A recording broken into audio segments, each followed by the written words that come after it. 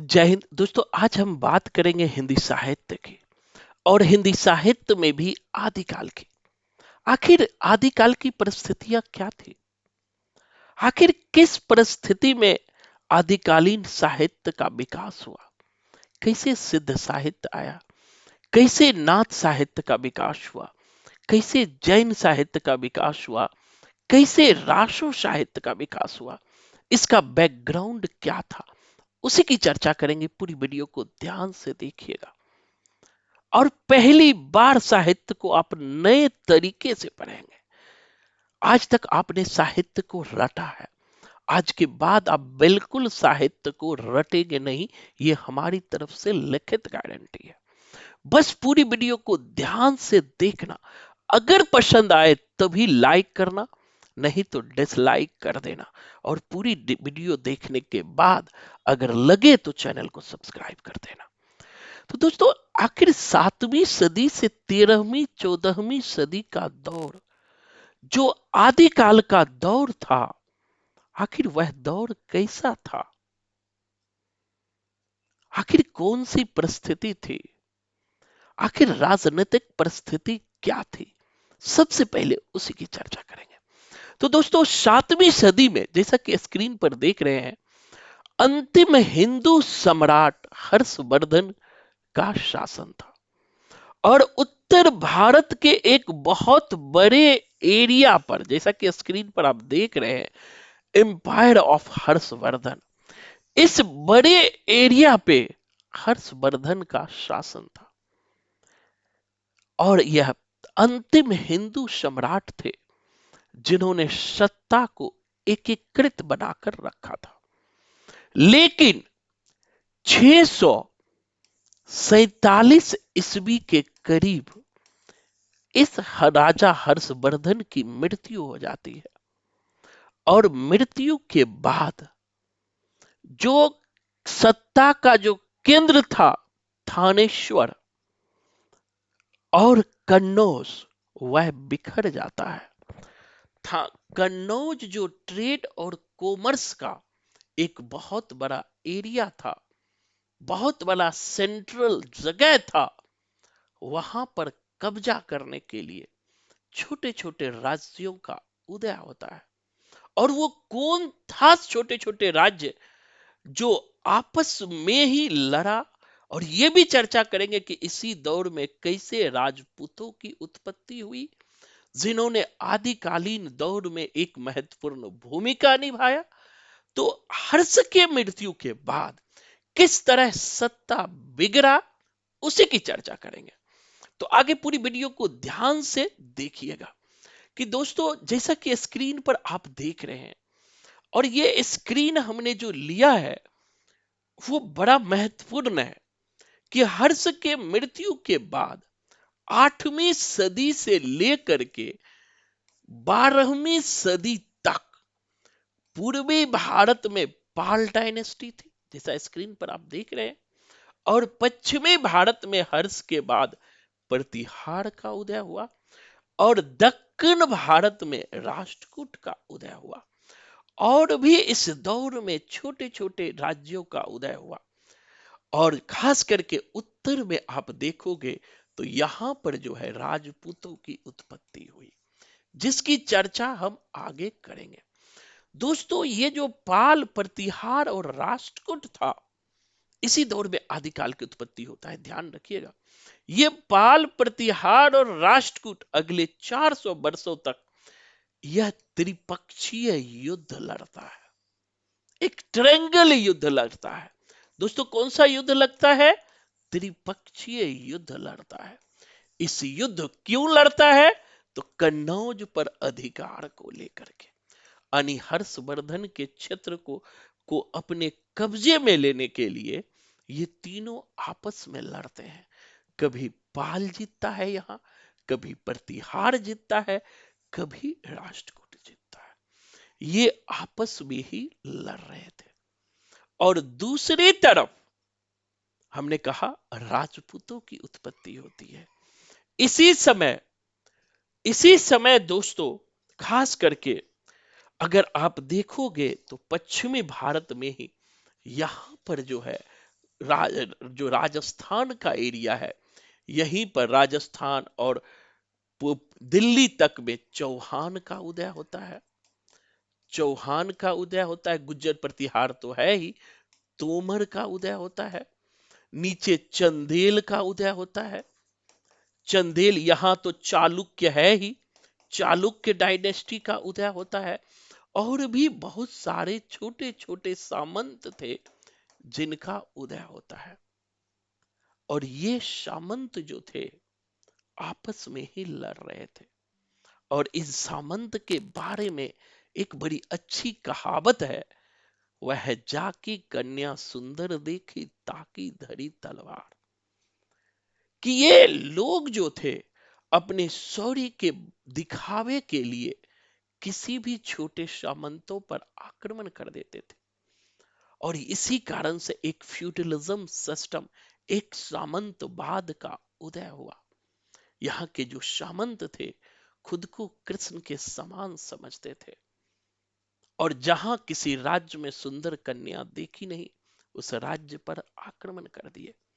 इसका बहुत बड़ा उदाहरण है पृथ्वीराज चौहान, जिन्होंने गढ़वाल वंश के शासक जयचंद्र की पुत्री संयोगिता का अपहरण किया, जिसके कारण से चौहान और गढ़वाल के बीच आपसी युद्ध होने लगा। यही नहीं, चौहान ने चालुक्य को भी जीता था, चंदेल को भी जीता था, गढ़वाल को भी जीता था, जैसा कि स्क्रीन पर आप देख रहे हैं। इन सब को जीतने के कारण इन्होंने एक युद्ध मोल ले लिया था। और इसी दौर में 7-8वीं सदी में भी ही पहली बार भारत पर एक सशक्त मुसलमानों का भी आक्रमण हुआ। और भैया रे, वो मुसलमान कौन था जिसने आक्रमण किया? तो बड़ा इंपॉर्टेंट मैं आपको बताऊंगा। स्क्रीन पर आप देख रहे हैं कि यहां से जो है सिंध पर पहली बार जो है इंडस रिवर, सिंध जो है शाही है, यहीं पर सिंधु नदी है, यहीं पर सिंधु क्षेत्र भी है। और इसी सिंधु क्षेत्र को जो है आप देखोगे, इसी सिंधु क्षेत्र को जो यहां पर देखो, यहां पर ये एरिया मैंने दिखाया भी है कि सिंध को आक्रमण किया। और मोहम्मद बिन कासिम ने 712 ईस्वी में सिंध को जीत लिया। और सिंध को जीतते हुए देखने के बाद इसी दौर से 8वीं सदी से भारत पर लगातार इस्लाम का आक्रमण होने लगा। और ये इस्लाम आक्रमणकारी ने आपसी फूट का फायदा उठाया। और इसी कड़ी में मोहम्मद गजनबी का आक्रमण होता है। मोहम्मद गजनबी का आक्रमण होता है, जो 1000 ईस्वी से लेकर 1027 ईस्वी तक भारत पर 17 बार आक्रमण करता है। और ये पूरा एरिया वो जीत लेता है और खूब लूट करके वापस चला जाता है। और इसी के देख में, इसी के उत्तराधिकारी, इसी के वंशज आगे मोहम्मद गौरी का आक्रमण होता है।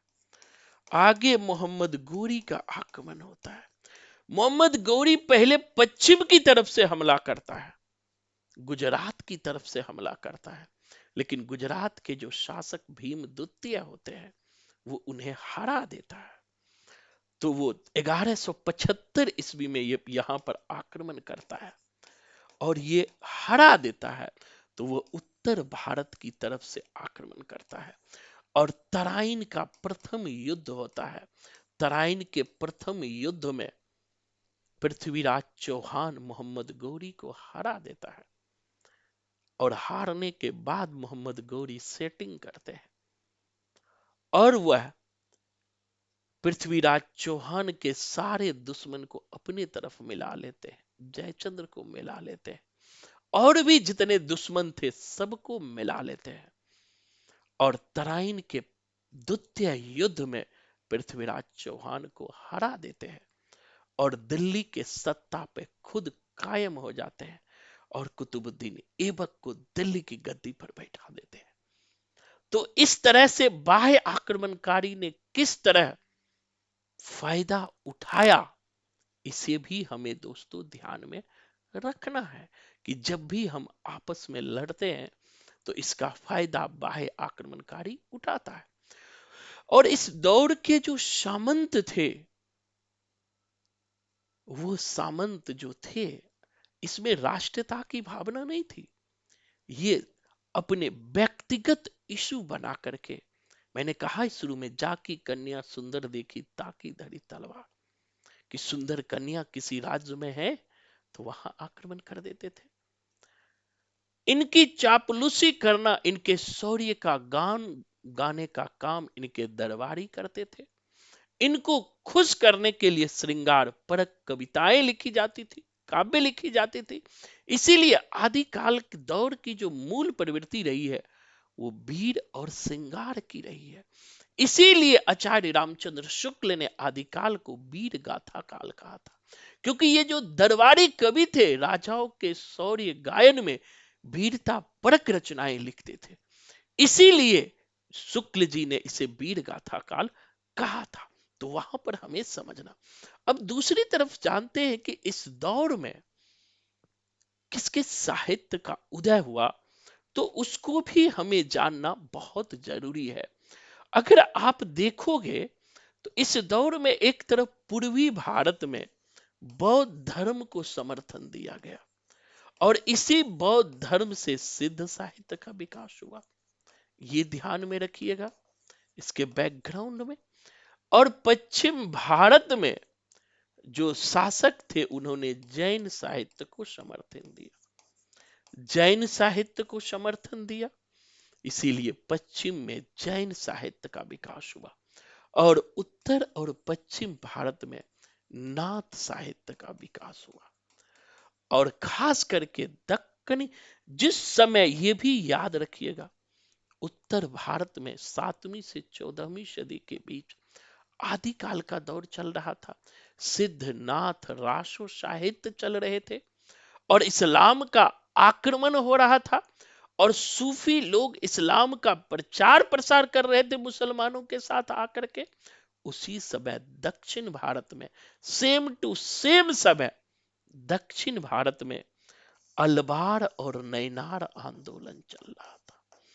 अलवार और नैनार आंदोलन चल रहा था। अलवार जो थे वैष्णव संत थे और नैनार जो थे शैव संत थे। और इसी 7वीं सदी में दोस्तों याद रखना, ये जो एरिया देख रहे हो ना केरल, यहीं पर शंकराचार्य का उद्भव होता है। शंकराचार्य, जिसे स्मार्त वैष्णव या प्रछन्न बौद्ध कहा जाता है। क्यों कहा जाता है स्मार्त वैष्णव और प्रछन्न बौद्ध? जब आप क्लास से जुड़ेंगे तो जानेंगे। तो एक ही सब है। और दूसरी बात कि ये जो सिद्ध नाथ और जैन रासो साहित्य जो थे, या फिर इस्लाम का जो इस्लाम के प्रचार प्रसार के लिए जो साहित्य लिखा जा रहा था, ये सब, और साथ ही हिंदुओं का शाक्त धर्म भी डेवलप हो रहा था, क्योंकि यहां पर जो मानने वाले थे शैव को मानने वाले थे। अब यहां पे भैया हर धर्म के बीच टकराव था। हर धर्म एक विकृत रूप में जनता के सामने पहुंच रहा था। धर्म अब जनता के सामने अपने सुपरमेसी को दिखाने के लिए तोड़ मरोड़ कर पेश कर रहे थे। चाहे सिद्ध साहित्य हो, चाहे नाथ साहित्य हो, चाहे जैन साहित्य हो, जनता इस भूल भुलैये में दिग्भ्रमित हो रहे थे। उसे समझ ही नहीं आ रहा था कि हम सिद्धों को अपनाए, नाथ को अपनाए, या जैन को अपनाए, या इस्लाम को अपनाए, या फिर हिंदू धर्म को अपनाए। इस भूल भुलैये के बीच ही इन सारे साहित्य का विकास होता है। इनको जरूर समझना। एक बात और ध्यान रखना कि इन सबको अलग अलग राजाओं तो आपस में लड़ रहे थे और धर्म के नाम पर भी लड़वाने का प्रयास कर रहे थे। तो इस कारण से अलग अलग जगह में अलग अलग धर्म, अलग अलग सांप्रदायिक साहित्य का विकास हुआ। इसीलिए शुक्ल जी ने सांप्रदायिक साहित्य को साहित्य के क्षेत्र से ही बाहर कर दिया था। तो इन्हें समझना बहुत जरूरी है अगर साहित्य को संपूर्णता में समझना चाहते हो। चाहे आप कोई भी एग्जाम दे रहे हो, चाहे आप टीजीटी का दे रहे हो, पीजीटी का दे रहे हो, नवोदय का दे रहे हो, केबीएस का दे रहे हो, डीएसएसबी का दे रहे हो, नीट का दे रहे हो, तो जरूर एक बार साहित्य को समझ के पढ़ें, संपूर्णता में पढ़ें। फिर आपको साहित्य साहित्य नहीं, आपको खेल लगेगा। आपको कहीं भी रटने की जरूरत नहीं होगा, आप उसे फीलिंग की साथ पढ़ेंगे।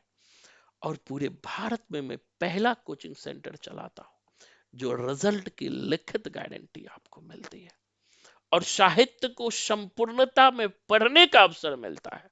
साथ ही पूरे भारत का पहला कोचिंग सेंटर है हमारा जो आपको ट्रायल भी 8-10 क्लास देती है।